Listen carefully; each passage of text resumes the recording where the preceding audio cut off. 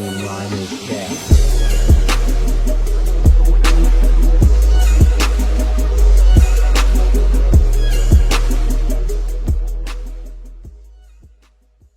Shout out to the Dose of Mystery. And most importantly, shout out to y'all for tapping in. This is the final hours of Lil Jojo.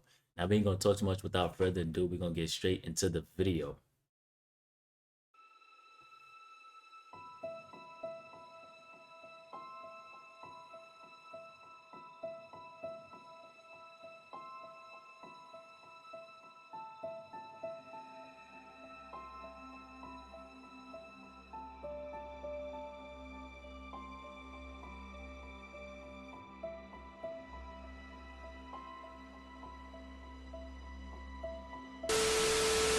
Year-old Joseph Coleman, known as Lil Jojo, he was shot by a drive-by shooter while riding his bike in Inglewood. Lil Jojo released this music video online that mocked rapper Lil Reese, associated with the biggest star of the city's hip-hop scene, Chief Keef.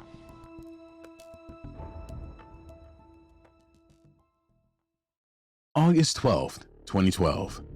Joseph Coleman, aka Lil Jojo, would dodge a bullet by his rival's attempted hit on his life.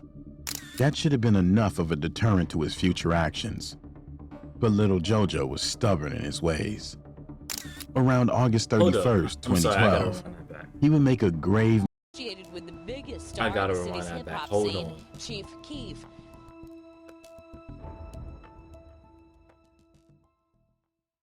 August 12th, 2012. Joseph Coleman, aka Lil Jojo, would dodge a bullet by his rivals. Lil Reese, Lil Durk, nigga shot at me and missed. Lord knows that God blessed him.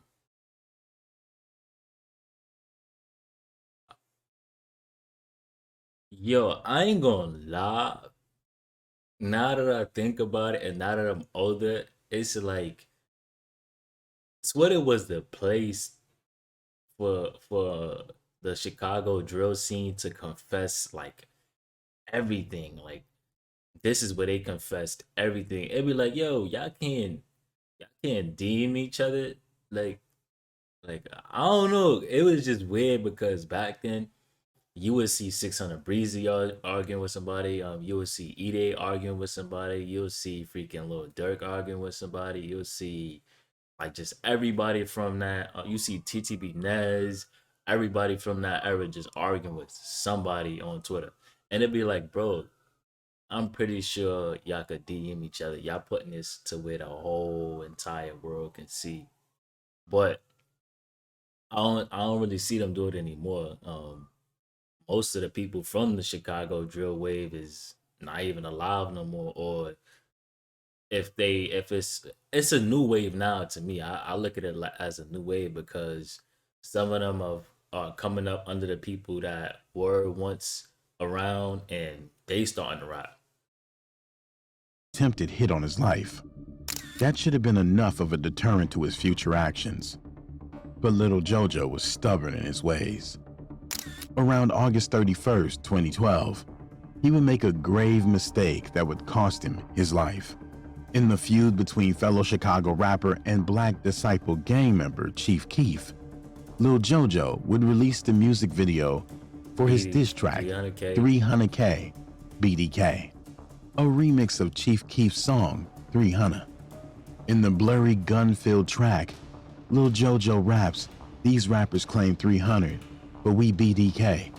Chief Keef was affiliated with the 300 Lamron gang, which was the BD, Black Disciples, set, and Lil Jojo was affiliated with 069 Brick Squad, which was a GD, Gangster Disciples set. Yep. Yeah, say first, old dog pound shit, BD Brick Squad.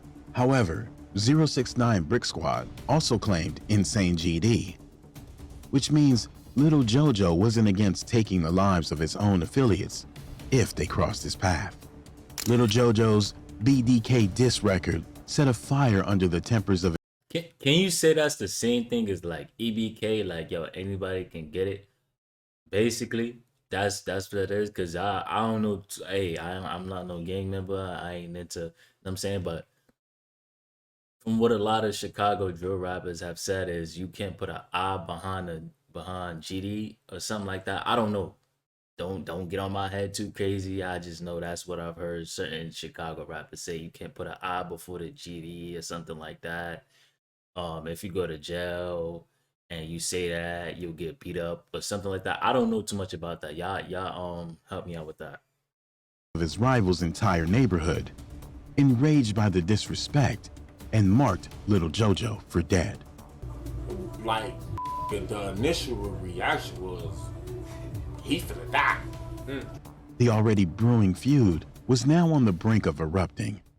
September 1st, one day after releasing his 300K diss, along with other diss records like I Got That Sack Freestyle, Lil Jojo continued disrespecting not only Chief Keef, but other BD members like rapper Lil Reese and Lil Durk.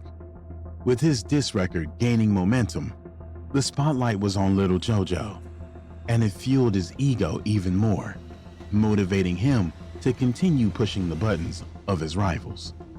The taunt from Lil Jojo would prompt his rivals to respond in a series of tweets aimed back at Lil Jojo. Soon, the back and forth escalated to threats of Lil Jojo's life. Other Chicago gang members from 10 Trey Block was looking on at the negative direction the feud was headed. Trying to intervene as a voice of reason before it was too late, they sent a message to Lil Jojo. Losing loved ones themselves to the street lifestyle, their words expressed concern for Lil Jojo's life and tried to deter him from continuing down the path he was treading. Joe, don't be the next one, Joe. Try to take school, Joe. Be something, nigga, about property, Joe. Real talk, Joe. Out here like me, Joe. Out here, Joe. I got a class X on my back, Joe. Unfortunately, Lil Jojo failed to heed the warning, and it would soon lead to his life being lost. Lil Jojo, in dousing the flames of anger and vengeance on his feud with his rivals, allegedly tailed and caught Lil Reese in traffic and pursued him with the intent to take his life, shouting the words, "Reese ain't even driving. He a beer. I'm a killer." Lil Jojo would broadcast the incident on his Twitter page, making light of his actions. But while he laughed at the altercation, he failed to complete the mission of taking their lives, leaving his rivals with even more malice in their heart toward the insane GD member.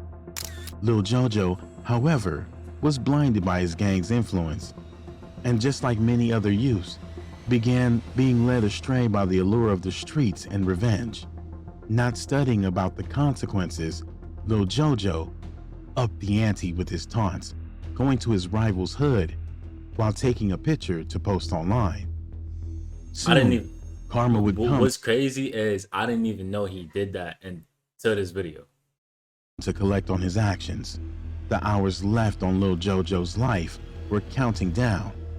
48, 36, 24. September 4th, 2012. The day Lil Jojo would take his last breath arrived. Little did he know, his next actions would push his rivals over the edge. At approximately 4:04 p.m., Lil Jojo and his affiliates would drive by his rivals, where Lil Reese was also present, mocking them as to incite their anger. Needless to say, he achieved his goal, but not like he thought.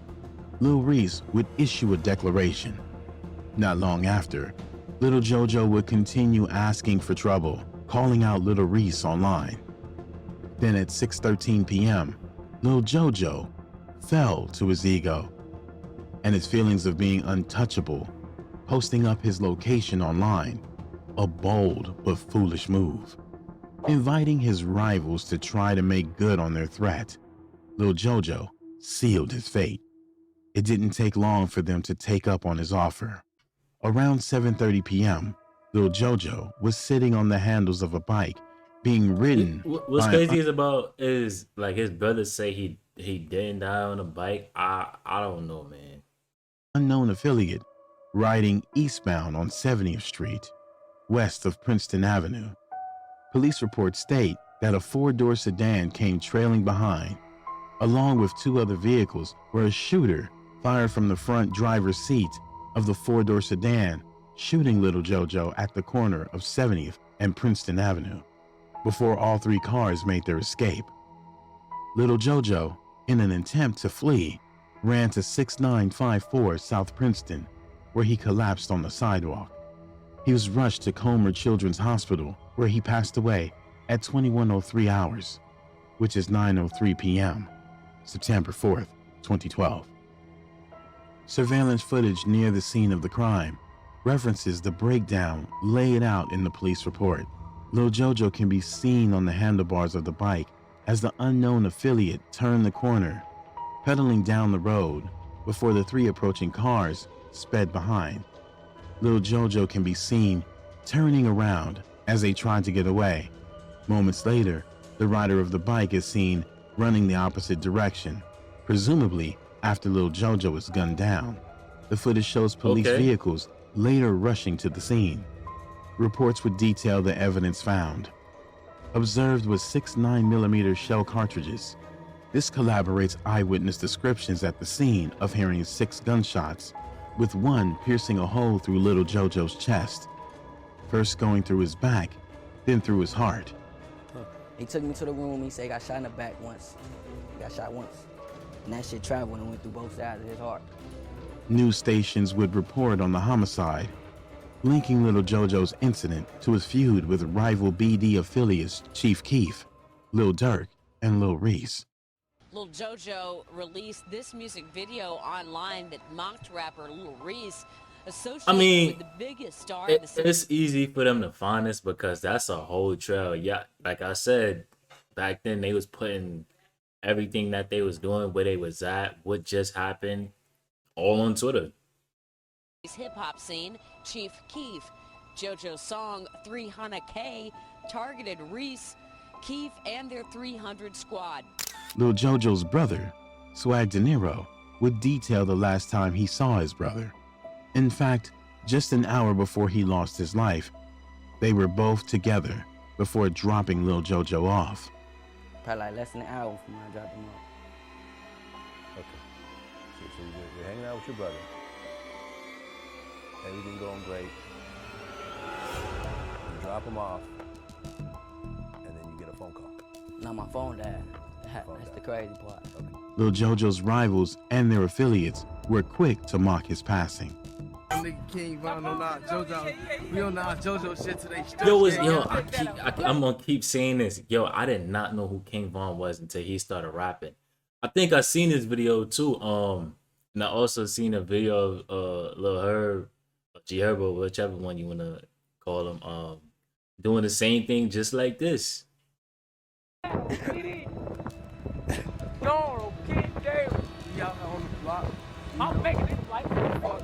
But Chief Keef's tweet were the target of suspicion, making the 300 rapper the prime suspect all eyes were on. In a sign of no remorse for the slain 18-year-old, Chief Keef laughed hysterically in his post before claiming he was hacked and he didn't know who Lil Jojo was. Unfortunately, fingers were already pointing at him, being the one who orchestrated the incident. Lil Jojo's mother and brother would later go on live television for an interview, where his mother publicly stated she believed Chief Keef was the one responsible for her son losing his life by paying mercenaries of his gang to take out Lil Jojo. But who do you think is responsible for your son's death? Chief Keef. You believe he himself pulled the trigger? I don't believe himself pulled the trigger. I believe he paid somebody to do it. An interview with one of Lil Jojo's affiliates would later back up the mother's allegations, where the affiliate states, and I quote, "We heard them rap dudes put money on bro's head." So we heard them on Jojo Boy. We heard fucking rap niggas put money on bro's head too.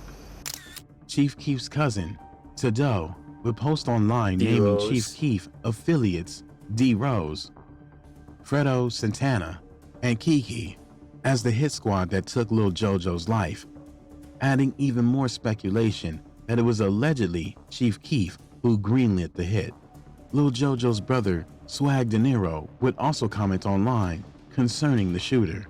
which again compounded on the already bright spotlight on the allegations against Chief Keef and his affiliates.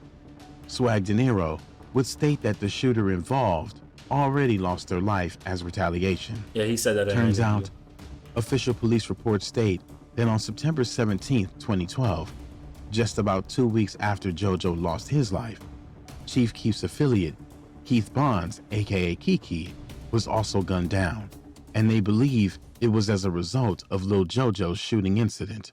The feud has left a trail of bodies. Lil Jojo had the potential to be something more, even warned by those who have seen the reality of the life he was living. But he was another youth caught up in the gang culture. What he left behind was his affiliates who now sought revenge against those responsible, even targeting their mothers in their fits of rage. While they mourned and plotted retaliation, Lil Jojo's rivals were celebrating the demise of another that grew up in the same place as they did.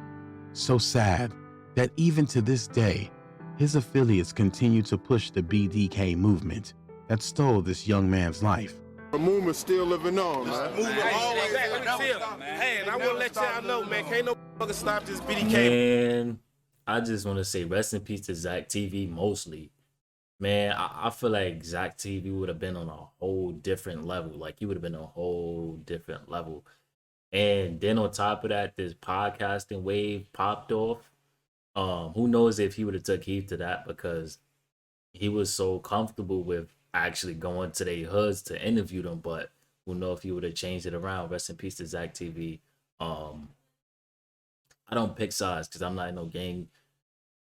This has nothing to do with me, so I'm gonna be neutral in a lot of situations and mostly every situation, to be honest. Rest in peace to Lil Jojo. Rest in peace to Kiki that they said passed away 2 weeks after. Again, in the comment section down below, let me know what y'all think about this. With that being said, I appreciate y'all for all the love and support. Love is love, and I'm gonna catch y'all in the next video.